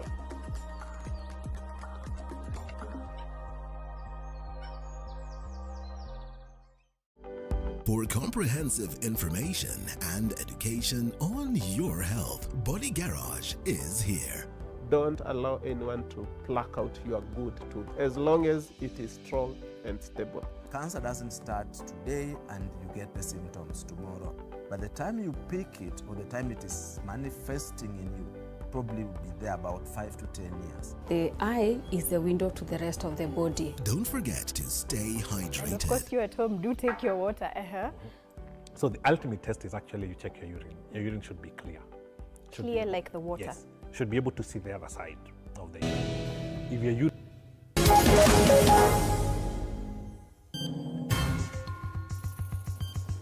And welcome back to the People's Court. The rogue matatu culture, or better yet, the public transport culture, is what we're discussing this evening. Ma'am, we come to you to get your response, and then we come to the rest of the gentlemen, right? As to the question on just, these kamageras and these ones that we say, wako tu hapo mahali. Of course, they seek employment, and we know that they're genuinely seeking to arc a living. But, I mean, there's no sanity. There's actually no order the moment they are incorporated in. Thank you. I was trying to explain prior that initially, when we came up with the circles and companies for matatus to operate through, we had agreed that every route may have at least 4 circles and companies to a maximum. Bogo is saying 3, but we were saying either 3 or 4, so that we are able to regulate ourselves. So what happened is that later, immediately you found that NTSA came in and started mutilating. You may find that one route has got about 10 to 12 circles and companies, of which these circles have just been mutilated from the major circles. We are not saying that it is not right to create more circles, but if you create more circles like the NTSA is doing, and the members or the leaders have no control of the circles, Because like you see, if you look at that picture that is right behind you. Yes. The congestion that is in town right now, SACCOs and companies, many of them do not have spaces to pick and drop. And when you have no particular place to pick and drop, you are not able to discipline your worker. Reason, when I used to be an operations manager in Ongata Rongai, I would make sure that all the vehicles would queue. I would give them the price tags of what to carry, from what time, and what not to carry. If you happen to drop a passenger on the way, you would not be allowed to carry from that terminus, and that is discipline enough. The other one was the workers, the drivers and conductors were supposed to be on a payroll, which didn't work out. Because for the SACCOs that are going up country, the long distance, they are able to discipline their workers because one, they have a peeping bay. You can only pick from a certain point. Then they pay their workers at the end of the month or 15th. So in case you go harassing, you know there are penalties. You are going to lose your salary. In case you go, you have an accident, it is you who will pay for that accident. It is not actually the SACCO, which forms part of the discipline. For the Kamageras and the rest of our boys and girls who are on the stages, that one is upon the government. It is the law enforcement. Because in a matatu terminus, you are supposed to have the worker, the SACCO worker, the driver, the conductor. Those are the three people who are actually supposed to be at the terminus. But now the government has allowed every Tom and Dick and Harry to be at the stage to control fares, to harass our girls and women as they get in, to control the fares that are going to operate that particular moment. And the drivers and conductors may not really have a say. And I'd love to know whether you have engaged the government on that matter. But briefly, Omansa, we come to you. Systemic challenges that we continue to witness over time. I don't know what you make of this, pointing fingers, because this afternoon, as I said, I engaged the traffic commandant who says that, the political interference as to, activities on the road is one that is actually making it even difficult for them to operate. Again, they say that we have tried to look at the leadership of the matatu sector, for us to sit down and have a conversation. They are never coming for such conversations. When we listen to them, they say, oh, it is NTSA, or it is government, or it is the police. This push and pull, what does it paint? And what are we likely to attain in terms of these quest and fights? Thank you so much. My name is Omansa, son of Omansa, a student leader for all universities in Nairobi. So for me, I'm speaking from a point that I was once at out in Ongata Rongai, Magadi Road, when I used to school in multimedia. I could kona beba watu kona fika shule, silipi, juu nimeeka watu ndani, naenda free. And I think that is also one thing in affect hizi SACCOs. But again, what happened to Super Metro? Yes, it was bad. It was a bad case. Ilikuwa ishu mbaya. But there are much more worse things than that. Yes. I was in Naivasha during the weekend. You have seen the videos. The nganyas. Yes. When we talk about the matatu, I don't know, are we talking about mat3, hii matatu ndogo ama tunaongelea nganya? Look at Rongai, we have matatus, we have Orokise going there. But Orokise, let's say it's 100 to Rongai. But kuna nganya zinalipisha hadi 200 ya kwenda Rongai. Na hizo nganya ndio mnaona watu wana line sana wengi huko. Yet you know very well, hizi ndio nganya zina overlap. Some of our students in multimedia university have been killed na hizo nganya. So we also as Kenyans, before we blame the SACCOs, pia sisi tuko na issue. Umeona gari imejaa and you're still going there, unataka acha tu nishikilie hapa niende. Unaona kabisa hii gari huwa in overlap. So as Kenyans, it's also our mandate. We should not even bash NTSA or government or SACCOs at all times. We should also take we should know which SACCO should we use. Look at a SACCO like Forward Travelers or Super Metro. They are very well organized. Mimi msewa South B, nimegrow hii mtaa, mimi najua mambo zote za hizi SACCO. Super Metro ikifika namba fulani wakijaa wamejaa, wanaenda. It's doing very well. So but the case that we had, it's one of the many. So what we should do, it's all our mandate as the people, as the commuters, as the SACCOs, and as the government. In Naivasha we saw the matatus, watu wamehang juu. Mwingine nilikuwa Naivasha juzi, nimekuja Sunday usiku. Saa 5 mvua inanyesha, but mtu amedandia mat3 kutoka Naivasha hadi Nairobi. Unataka kuniambia kuna askari kwa hiyo barabara? And before tukue na askari, hakuna watu. ya kumwambia tu simamisha gari, this is dangerous. So before we blame that huyu mtu alirushwa kwa gari, hao watu wenye walikuwa hapo walikuwa wanafanya nini? Because kulikuwa na fracas. By the time mtu akukume kuna fracas. So it's all our mandate, and as people, as the SACCOs, kindly, like that now, the owner or the manager of the SACCOs, the Super Metro, could have even fired, or I saw he was taken to court and he was being charged. That's what we want. I appreciate what Super Metro is doing. Angalia social media au Twitter, very active. Timely. Actually, wakati walifanya hiyo kitu walituwekea Bible verse kwa Twitter. So we should also we should have those kind of updates so that tunajua what happens when and how. Okay, fair enough. And Moses Mukula says we need better regulatory systems and training institutes because transport is a very sensitive service. And I hope that, Mr. Director, you're also preparing the feedback that's come out of the clips that we are running. All right. If we can have them briefly, yes, so that we can also respond to the same.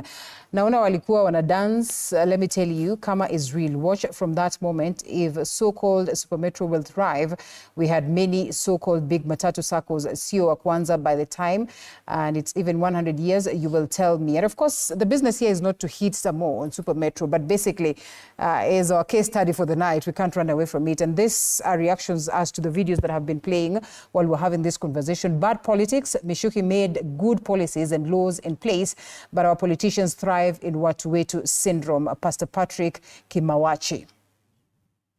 And the late Honorable Mishuki was not a president. The CS should resign. There are enough traffic laws. Dave Omoke. Magari mabovu yaondelewe barabarani, kwanza zile za kutoka Huruma to Isili na Gikomba. Unapata gari imebeba watu with back seats, back seats and occupied cause hakukaliki zimeisha kabisa. Such vehicles suffering brake failures ni rahisi sana. Sheila Nafula.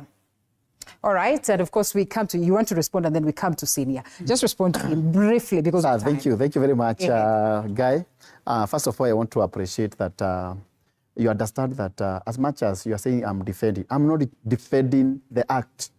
Actually, the Super Metro, as the student leader have responded, they explained very well on the social media what transpired, and the chairman was very apologetic. Actually, you need to understand, they are our competitors. I'm not here to defend them. I'm here to defend what is right and what is wrong. And they cannot defend. They submitted that conductor and they assisted the police officers to get that conductor and submitted him to the court. They did their responsibility. If they did their responsibility, where are they failing? I just wanted to come in now to state that as a SACCO,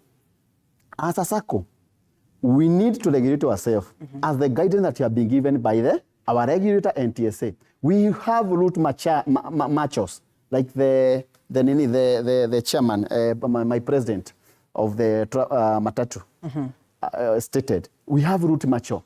What we need to understand is that at every stage, there is a person who is in charge of like forward travelers. So if you have a concern with the conductor, we need to address, I want to stop this vehicle, let me address my concern with the person in charge of the society. We have the numbers. Has that been made known to the public? Yes. Critical. If you go to the social media of the Super Metro, if you go to the social media of you know that most we have the numbers. Will not be active. What you are saying, we have the numbers. Okay. We have the numbers. What the number, the complaint numbers? Where no, my mom is never on. What I wanted to state, constantly used. What I wanted to state, we need also to continue enlightening about the public that they can submit their complaint. Unlike arguing the conductors, we have a scenario whereby the passenger have been argued with the conductors and added to a fatality. Those scenarios are happening because, you know, these are Gen Z. Conductor is a young boy. The passenger is a young boy. It end up to be as if maybe it's a 20 bob issues. And maybe the issue that you could have called, there is a phone call there displayed very well where you can complain. Okay. You can call and resolve the issue. As forward travelers, used to have a training every quarter of the year to train our conductor how to handle our passengers. On 5th, on 6th, we have it. And it is facilitated by NTSA. You used to call them. We used to call even the traffic one. There is not a single day he have ever appeared. We also used to encourage the member of the public to come, because this is an open forum for the road safety awareness, whereby we need to make sure that every member of the public is aware about the road safety, because the most cause of the road accident are human error. All right, fair enough. Human error. Yes. And the chair of the Matatu Welfare Association is here. I am curious to understand what the welfare looks into. I mean, even the mental concerns that perhaps could be, you know, one of the biggest cause of the rogueness that we get to witness on the road. Just how is that addressed, even as you exactly matters? That's among the three issues that I want to address. What is really ailing the Matatu industry in the past, as far as the customer relations is concerned, is lack of awareness, sensitization on customer care and relations. Yeah, what is it between the conductor and the passengers? In the first place, the safe regulation complement Traffic Act. No door of a matatu is supposed to be open until the matatu halts at the bus stop and at the termini. So in the case of the Super Metro, I really don't understand whether it's that passenger, the deceased, who opened the door and jumped, or he was thrown, whatever it was, because the statute states that the doors must remain closed all the time. Which is not what somebody should be hanging. Okay. Okay. Number two, the language, vulgar language and all this between the passenger and the conductor. Number four, the conductor should not be able, because we normally say customer is always right. Okay. You don't have to argue with a passenger. If the passenger lacks 20 shilling, 30 shilling, even 50 bucks, you can even carry him free, because for that day, possibly, he did not ache enough and they had less. Okay. Maybe this person was a student or something like that. The other thing is that I want to really to mention about the NTSA and these blame games that we get. The blame game. Yes. Is that NTSA, for me, because I've been a board member of Kenya Urban Roads Authority for 2 terms, 6 years. I know how the parastatals work. Yeah. That is Kura. Okay. That's Kura. Okay. One of the inaugural directors from 08 up to 2014. Great. Okay. Okay. The parastatals normally works with what we call action plan, okay, strategic plan, and so forth. NTSA has a strategic plan, which now informs the road safety action plan, 23 up to 27. It's only that they have not cascaded that down or implemented to such a manner that the road user, the consumers, especially in this case, the private cars, the matatus, the truckers, and all other road users have not really been involved on this. But the bottom line here is, I know NTSA, 22 counties, they have what we call county transport and safety committees. Okay, which is subsidiary of the NTSA. And this county transport and safety committee works closely with the county mobility section, okay, like in Nairobi. They should be able now to carry out a supervision mechanism on the PSV vehicles operating within the Nairobi City County. Okay. So such that they also assist the head office of the NTSA, because NTSA is a regulator. In fact, they are supposed to regulate if the PSV investor, that's the operator, are they really complying with the NTSA rules, 2012, and 22, 25 kind of articles. And in fact, the Traffic Act of Cap 43. And in addition, every second company must develop code of ethics. And how many of them have done that? You'll find maybe supermarket. I mean, you find maybe what? Maybe up-country operators who have no problem. But you see, like for us in the media entity, we have one code of conduct or ethics that actually runs the show. Why is it that we should not have one particular one that cuts across, such that every other circle should come up with their own? I hope that you can respond to that. But the gentleman, what on that? And then, of course, NTSA, before it licenses the circles, okay, the new entrant or renewal, are supposed to make sure, call for these requirements. Okay. Yeah. Where is your code of ethics? so that at least next time we hope into your office, because they are supposed really to audit the SACCO's officers and all these kind of things. All right, I want us to quickly share the 10 minutes that we have, and ladies will be coming to you shortly. But yes, gentlemen, do you see any form of goodwill in implementing some of these laws that we're talking about? We have, committees, we have associations, we have authorities. They constantly speak about the beautiful laws that are inculcated and policies in paper. Do you see any form of goodwill in terms of making sure that this is implemented? Okay, I'm Olo Midega, and I'm a customer to the matatu industry. Okay, so what I can say, as one of the panelists said, there's a big gap, okay, between the stakeholders and the people on the ground. Yeah. Our stakeholders, they are very smart, as you can see. Yes. But when you come to the ground, it's 8 a.m. in the morning. A conductor is coming to pick a fare from someone across you, but you can tell that there's something. Okay. There's something that says that they slept, drink, what is Yeah. something? Maybe drunk. They've not seen water for a while. Yeah? Okay. You see that? So we want to ask our stakeholders, do you care about the welfare of your conductors, employees?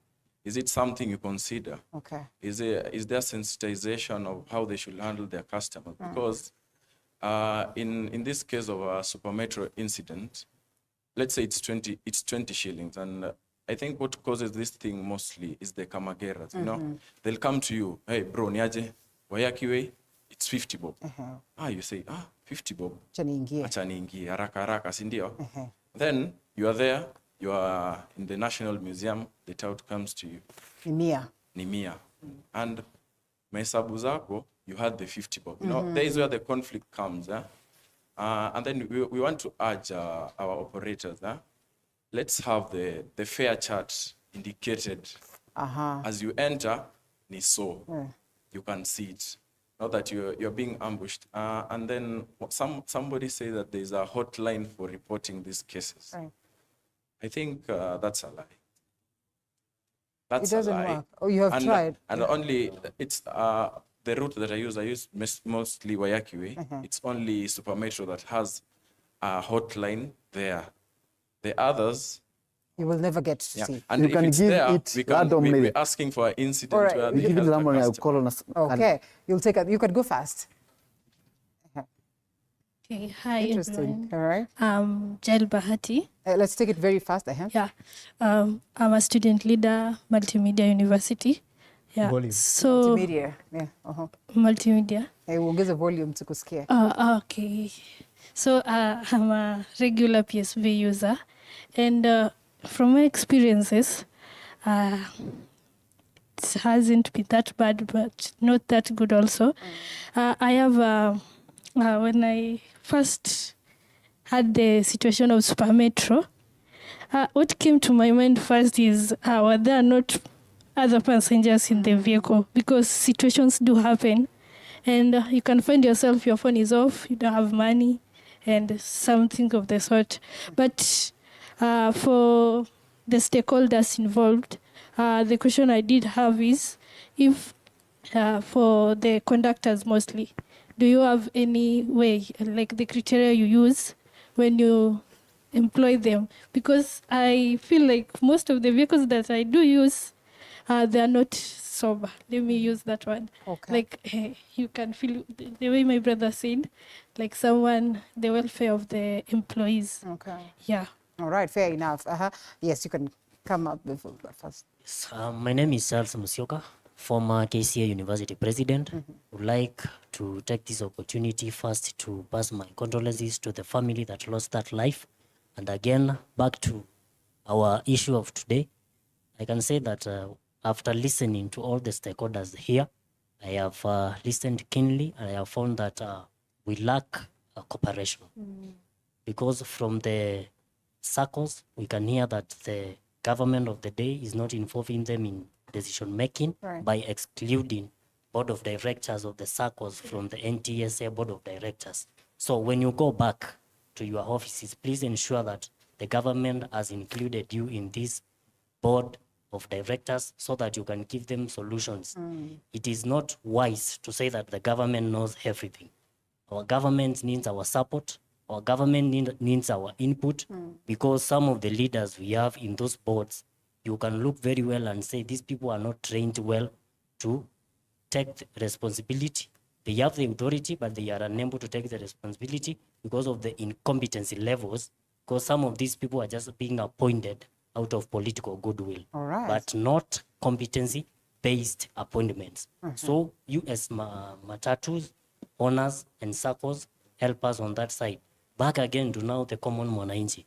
You know, we are our own problems. We are creating our own problems. Umeenda pale stage, umepata gari imenjaa, na wewe unaingia hapo. Of course, conductor will not tell you, please don't get in the vehicle. We'll know, kwa sababu gari inajulikana imebeba watu 50, so hii 50 ingine imeongezeka juu, hiyo ni yangu ya mfuko. And we are living in a very tough economic times. And therefore they can be justified to take that. So sometimes they can just decide to do it for the purpose of getting that extra shilling to go ahead with it. Again, when as we sum it up so somebody else can get a chance. As I conclude, this is a shared responsibility. Let us take it as a shared responsibility, help each other, preach awareness so that we can provide solution. Blame games should end, and we start it now. All right, where Madam HR.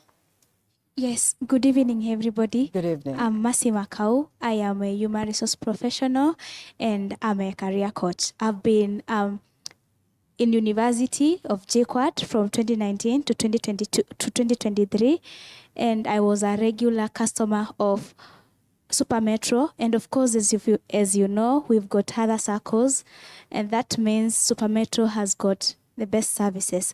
However, I also want to take this chance to strongly condemn what happened. I believe that there is no value which can be equated to life. The valuers in-house and also those who are watching us can agree with me. And just as my previous speakers has just said, I was wondering, I suppose that a matatu usually carries 30 people, over 30 people that is. How is it possible that we didn't have someone who could pay 30 bob? And even if we didn't have someone who was having 30 bob, I believe they could have even contributed 1 bob each actually to pay fare for that person. This shows us how we've diverted from the spirit of Arambe, which our forefathers strongly believed in, right? So we need to be our brother's keeper, because even the good book encourages us to be our brother's keeper. Good. Me, as being as an HR, I also want to give a HR perspective. And make it brief. Yeah, I want to make it brief. I don't know how you guys usually recruit for your employees, but I want to encourage you to be usually carrying out what we call psychometric tests, which is basically testing someone's behaviors and attitudes. Because remember, these people will be dealing with different personalities. I want to differ with someone there who said most young people have got temperament issues. That is not the case. People from different ages have got different personalities. So as organizations, we need to have a budget for training and development. We need to train our employees about communication, because I want to believe that was a communication issue, and also customer service, right? Then we should understand that we should also be taking care of our employees' well-being. I like the fact that you've said that the SACCOs were creating employment.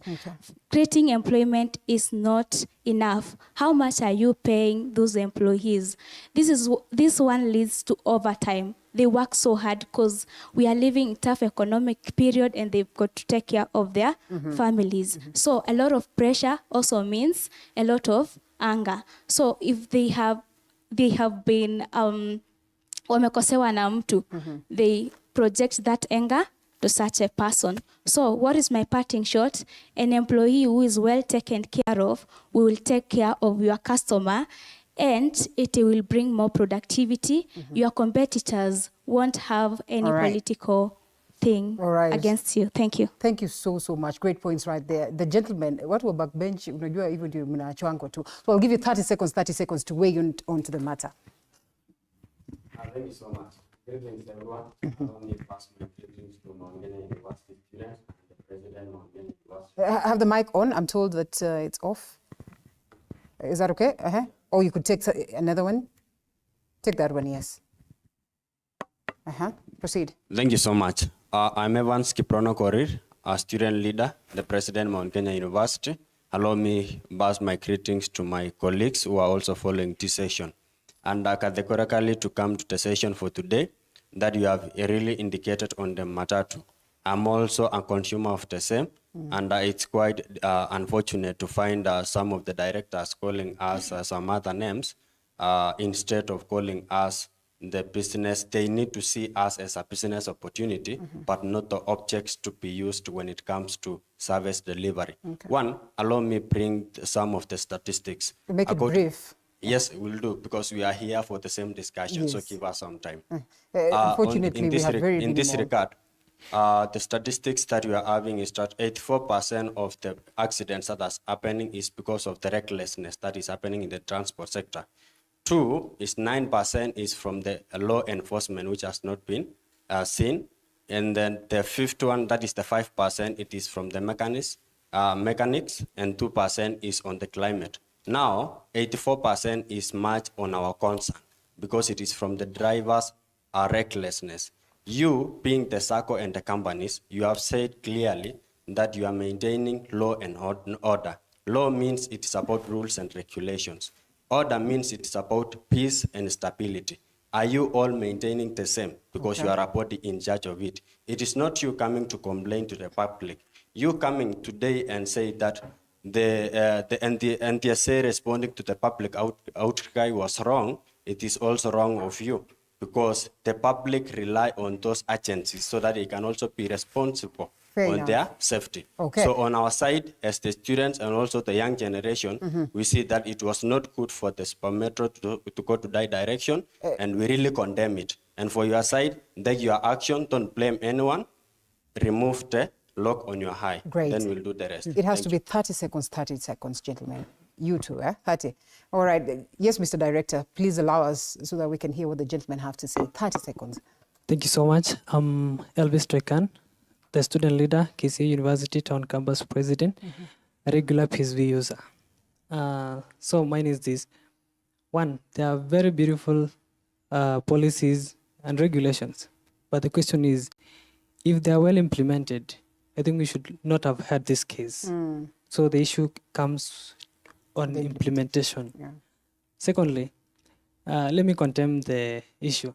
I mean, life is more valuable than 30 bob. So at any cost, that's not the right thing to do for the Super Metro. This is my parting shot. Calling for a sense of responsibility, starting from all the stakeholders, starting from the NTSA, the SACCOs, and lastly to the public. If we are going to be responsible at any point, we are going to be having a successful engagement. Thank you so much. Thank you so much. You want to say something in 30 seconds? I hope the mic is good. Okay. So, mine is a recommendation of media point to the SACCOs and NTSA. You have said that every vehicle in the road has to be under a SACCO. Can you take the other mic? All right. Yes. Okay. So you have said that every vehicle on the road has to be under a SACCO, and the SACCO, I believe, has to be under NTSA, which they should be working together to ensure that the customers and the whole system runs smoothly. So is that they should just work together and find resolutions instead of the SACCO or maybe the vehicles waiting to be kupatikana makosa alafu wanaanza kutoa hiyo hongo. And then we're reactionary in nature. So ni vizuri pia NTSA isingoje makosa ifanyike ndio waanze kutuonyesha tunashughulika. Okay, great. Ladies and gentlemen, unfortunately time is not on our side. We can only do 30 seconds or perhaps only two of you who could be having burning issues. Karagasha, you go first. Okay, to Matatu Owners Association, I think we want to say pole to the family of the guy who died from Super Metro. And we'll want to urge the public, let's work as Kenyans to support the Matatu industry. We've come from very far. And I think we need to work as Kenyans so that we can be able to support one another. To the passengers, we'll want to say that if you see something, let's try to coordinate so that in case of anything, we have some of the vehicles, they have the numbers. You can use the hotline to call the SACCOs and even to call the NTSA. What is the hotline? Oh, basically. We have the hotline in vehicles like Super Metro. We have the hotline there. If you go to 2NK, there are the hotlines there. All right. And wherever you are in that vehicle, I think you can use those hotlines to call those SACCOs. And I think they'll be able to help the passengers. Thank you so much, ma'am. Thank you. What I would want to say is that for sure, yes, we have not done enough. We are trying. It is us now to go back to the drawing board, give our customers better services, and to us as the passengers or the customers. Right. Many of the time I'm also a customer. You may find that I want to board the matatu that overlaps because I am late. Okay. I want to add the driver pitia hapo kanyanga because I want to reach my destination. So let us also agree that it takes two to tango. It is both of us, the passengers, the vehicle owners, and the workers, so that our roads would be safe. Great. Okay, to me, I just wanted to say that thank you, and I want to urge the NTSA. Let us not take action when there is a fatality. Let us take action of regulations all throughout the year because you are on work on a daily basis, 7 days, 365 days per year. Thank you. God bless you. All right, Senior, 30 seconds. Thank you. My call will be, or my appeal will be to the SACCOs and companies, especially the town services. Please adapt, develop a code of ethics. If you have some problem with that, we can issue some templates on that. Okay. Number two, I would want to appeal to the Minister for Roads and Transport, Mheshimiwa Davis Chirichiri. Please accord us an appointment as we had requested late last year. We want to sit down with you and discuss most of these things, and I know NTSA will have to be there so that at least we agree on the way forward in really regulation of this very, very important sector to our economy. All right. Thank you so much, ladies and gentlemen. This, ladies and gentlemen, I see and I know that the future of the country is bright. You've heard some of the proposals that they are making, and therefore that tells you that they are woke. And of course, we appreciate you back at home. ASK says in light of economic hardships, people will ask for the transport cost at the bus stop. And since then, the Kamageras want to fill up the vehicles quickly. They give a different price from the price the tout will ask for. Why are the SACCOs not able to regulate these kind of behaviors? And says, thank you so much for this discussion. We are now more enlightened to inclusivity, and proactiveness is actually key for us to get to attain this level of sanity. We appreciate you for keeping us company, and as well the ladies and gentlemen here, Dixon Bogwa, National Chairperson, Matatu Welfare Association and Secretary General, Federation of Public Transport Sector. Right next to him is Paul Diongo, the Chairperson, Forward Travelers, followed by Albert Karagasham, who is the President, Matatu Owners Association, and last but not least, Lucy Washuha Madhenge, who is the Secretary General, Association of Matatu Transport Owners. Asanteni sana, and thank you so much for always finding time to be here with us as we discuss these matters that are of great importance to us as the people. That is why it is called the People's Court, and we close it at this very point, appreciating the entire team that has made the broadcast a success. My name is Linda Alela. Do have yourself a lovely night.